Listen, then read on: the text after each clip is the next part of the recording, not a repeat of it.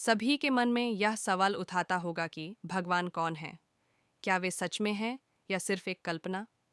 अगर भगवान हैं, तो वो प्रकट कैसे हुए? बहुत प्राचीन समय की बात है, जब यह सारा ब्रह्मांड शून्य में विलीन था। न समय था, न दिशा थी, न आकाश था और न ही धरती।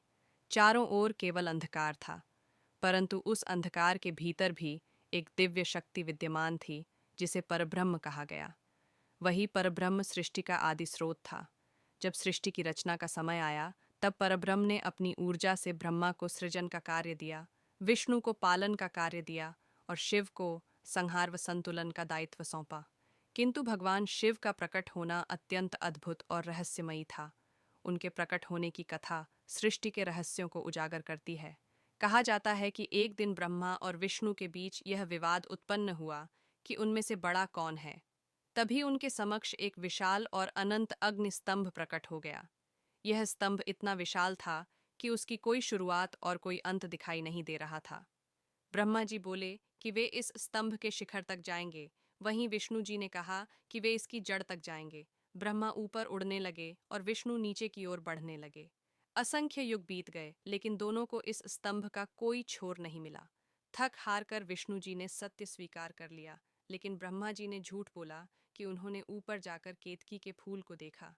तभी अचानक वह अग्नि स्तंभ फट गया और उससे तेजोमय स्वरूप में भगवान महादेव प्रकट हुए। भगवान शिव का स्वरूप अद्भुत था। उनके शरीर पर विभूति का लेप था। गले में सर्पों की माला थी, जो यह दर्शाती थी कि वे मृत्यु, भय और विष पर नियंत्रण रखते हैं। उनके माथे पर तीसरा नेत्र था, जो ज्ञान और विनाश का प्रतीक था।